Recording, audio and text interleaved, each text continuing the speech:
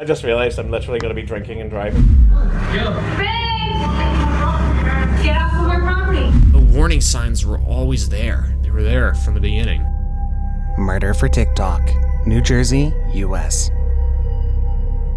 Zachary Latham, like every other teenager, believed that one video is all that he needed to become famous. He got his big break in April of 2020 when he filmed his neighbor Catherine Durham near their home in Vinland, New Jersey. Miss Durham didn't like Zachary's driving and had tried to caution him, but Zachary recorded the exchange and referred to Mrs. Durham as a Karen. What are you gonna do, Karen? That's not my name, so get my name straight. You okay, Karen? That video garnered about 3 million views and earned Zachary over 40,000 new followers. Things might have died away quietly if this was the only video of the Durhams shared on Zachary's TikTok page, but it isn't. It became a series for the teenager who recorded and shared the videos of every confrontation with his neighbors. Zachary brandished a gun in one of the videos and can be heard saying, "This is how you handle neighbors." The series of videos sowed deep discord and led to the deeply disturbing events of May 4th, 2020. 17-year-old Gage Durham was riding out of his driveway on his bike when Zachary drives up behind him. According to the Durhams, Zachary swerved his vehicle towards Gage, who jumped off his bike and into the curb for safety. The Durham men couldn't take this one lying down. They marched over to Zachary's to confront him. Their father, William Durham Sr., arrived in his pickup truck and together they marched up to Zachary's driveway to confront him. Zachary, who was with a few friends, stood with a stun gun and a knife, and as the fight progressed, William Durham Sr. was stabbed twice, once in the back and once under his arm. He died later at the hospital. Zachary Latham was charged with murder, but he pleaded not guilty, citing self-defense as he feared for his safety and that of his friends. Not guilty. He was found not guilty by the jury and acquitted, while the Durhams were found guilty of trespassing and assault. I promise you, you better back up because you're not going to like what's coming out. I promise you. No. Latham's wife, Sarah, had the presence of mind to record that final altercation, and it makes you wonder, was she recording as evidence or for Zachary's TikTok fame? Get off of our property. Oh, you got a job? You got me? Get off. The Curious Case of Claire Miller, Pennsylvania, USA. Claire Miller was 14 when she committed a heinous crime. The question on everyone's lips is why? What could lead a young girl to take the life of her own sibling? Claire was born in 2007 in Pennsylvania. She had the love of both parents, Mark and Mary Miller, but someone needed the attention more than Clara did, and it was her older sister, Helen Miller. Helen had cerebral palsy and was confined to a wheelchair all her life. Due to her condition, she received a great deal of attention from her parents, and her sister Claire contributed to caring for her older sister. When Claire wasn't helping with her sister's care, she was posting seemingly harmless videos on her TikTok page. Most of it was just her favorite anime characters, but there might just be something deeper to these seemingly harmless anime videos, as they're all references to violent anime characters or violent video games. One video stands out. This video shows a blood latex glove and a stuffed giraffe with what appears to be traces of blood on it. This is Claire's most disturbing video, which many believe was posted after she murdered her sister, but it appears this might have been posted before that bloody night. The murder occurred on a Sunday evening. It's unclear if it was planned or how long Claire planned it. Most of the Miller family were in bed, including their parents, Mark and Mary. Around 1 a.m., Claire crept into her sister's room with a kitchen knife and stabbed her repeatedly in the neck. Then she laid a pillow over her head and walked off to call the cops. None of their parents knew what had happened until the cops rushed into the house. Claire was waiting outside when the cops arrived. Her hands and clothes had Helen's blood, and a few meters from where she was standing, the snow had some blood on it, and the cops suspect that she had tried to wipe her hands on the ground. Despite efforts to resuscitate her, Helen was pronounced dead around 4 a.m.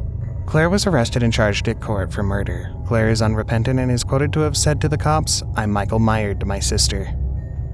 The Fake Alibi of Stephen McCullough, Lurgan, Ireland. When Natalie McNally was found dead in her apartment at Silverwood Green, Lurgan, on the 19th of December of 22, the first name on the suspect list was Stephen McCullough, a YouTuber who lived in Lisburn. Stephen was also Natalie's boyfriend. The pair had started dating in August of 22, and Natalie was 5 months pregnant with Stephen's child at the time of her murder. Stephen offered the police an airtight alibi for the night of Natalie's murder. Natalie had been murdered on the 18th, and according to Stephen, he'd been live streaming an online game to his 35,000 followers on his YouTube page. I just realized I'm literally going to be drinking and driving. In the game, by the way, I'm not leaving the house tonight. His alibi was perfect. The video stream, which is easily verified, ran between the hours of 6 p.m. and 9:30 p.m., the definitive time frame when the murder took place. Stephen was released on the strength of his alibi and he headed home, seemingly free of this accusation. Over a month after this arrest, Stephen McCullough was re-arrested by the police and charged with murder. Something huge had poked a hole in his alibi and everything had come crashing down. CCTV footage from a TransLink bus on the night of the murder showed a man matching Stephen's build board a bus in Lisburn. This fellow had his hood pulled down and a scarf worn perfectly to conceal his face. 10 minutes after leaving the bus, CCTV captures the same man entering Silverwood Green. You can see him in the footage above. He appears in different clothes 40 minutes later, making his way out of Silverwood Green. A short time afterward, this man gets on a taxi to Lisburn, and GPS information showed the taxi stopped the man close to Stephen's home, but this is not enough to charge Stephen McCullough with murder. The police knew they'd caught their man when they discovered that the video of Stephen live streaming on the night of the murder was all fake. I think I'll wrap up this stream with none of you watching at all. Just by saying, Merry Christmas, everyone. It's a time that we look forward to and we get excited about whenever we're young. And then as we get older, we get much more cynical and stuff like that. And then we reach a stage where we realize it's not about us anymore. It's about the younger generation, and it's about keeping that love alive and passing it on. And I think that's something I'm looking forward to doing more than anything else, really. The video being uploaded that night was pre-recorded between the 13th and 14th of December.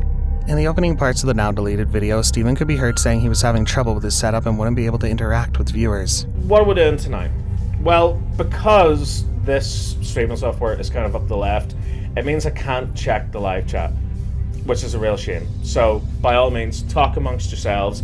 I could use my phone to dip in every now and again and check it, but I've decided that I kind of hate live streams where people just sit and read comments and go, "Oh my god, yes, ask me questions." Phones away. Can't look at the live chat for some bloody reason, because if I do, it makes the whole thing freeze and OBS just screws up. He repeatedly mentions the time as the streaming progresses, and police believe this to be a gimmick designed deliberately to strengthen his alibi. His phone had also been offline between the hours of the murder took place, and came back online moments after the time the taxi is estimated to have dropped off the mystery passenger from Silverwood Green. Stephen maintains his innocence, denying the wave of evidence against him. He said he'd been at home drinking and had fallen asleep while the video was being uploaded on YouTube. He claims he'd only activated his phone when he woke up from that sleep. Sounds too convenient, doesn't it? He's currently in police custody awaiting trial for murder. Nikki Priest's filicide, Birmingham, England. The TikTok video with the happy child shows the best moment of Kylie Jade Priest, the 3-year-old whose only sin is being born to the worst parents possible. Nikki Priest and her ex-boyfriend, Callum Redfern, had gotten together at Nikki's apartment on the 9th of August 2020. They were eager to have sex, but Kylie Jade, their 3-year-old daughter, wouldn't quiet down. She kept crying, eager to be part of her parents' life, but the two pounced on her and inflicted serious injuries on the little child, leading to her death. But this wasn't just a spur-of-the-moment reaction. On July 24th, she texted Redfern, "I'm gonna kill her because she keeps leaving the room or going to the kitchen, so I've paled her one and smacked her for her nappy." Experts found broken ribs, a broken sternum, and lower leg fractures that indicated Kylie Jade had suffered serious abuse from her mother. This last incident had been described as a child being hit by a car going 40 miles an hour or a child falling 3 stories onto the concrete floor. The Randy Stair shooting, Pennsylvania, USA. Before he became infamous for the Weiss Market shooting, Randy Stair was a YouTube star and knew his way around the video, which is why he sent out a whole lot of videos detailing his intent just before everything went down to the sound of 59 shots. In the note accompanying the videos, he said, "These are all of the audio and videos pertaining to my death." He posted all his videos under the alias Andrew Blaze. For 7 years, Randy had worked as a grocery store clerk at the Weiss Market. On the 7th of June, 2017, he came for his night shift with a duffel bag ready to end it all. First thing he did when he arrived was block the emergency exit in the back of the store. He went on with his duties for an hour, then he shared a few files on his Twitter page. The 3 files were labeled Suicide Tapes, Digital Set, and Suicide Tapes. Watching some of these tapes now just brings you the chills. He'd planned it all out, he was ready not just to kill, but to die in the end. 14, 13, 12 days away from doing this, you know? This is it. There's a lot on my mind. If you're in my position, you'd have a lot on your mind too. Every day, I have to make count, you know? This is it. Just under 2 weeks to live. You got 2 weeks to live. What do? Goddess forbid if somebody does see me blocking the exits, I don't know what they'd say. I don't know what I'd say. Tired of the same old routine. Tired of everything but my girls. The warning signs were always there. They were there from the beginning. You could always say, what if, what if, what if? What could we have done? You know, how didn't we know? It was all there in front of your face. You know, welcome to reality. After making these posts, he went ahead to lock the only exits left. He pulled 2 pistol grip pump action shotguns from his duffel bag and just went around the store shooting his coworkers. He shot 3 of them and stood behind a 4th who had her headphones on while she worked. It's scary how he stood behind her for a while, then walked away and began to shoot up the merchandise. When he was satisfied with wreaking havoc on the goods, he put his shotgun to his mouth and shot himself.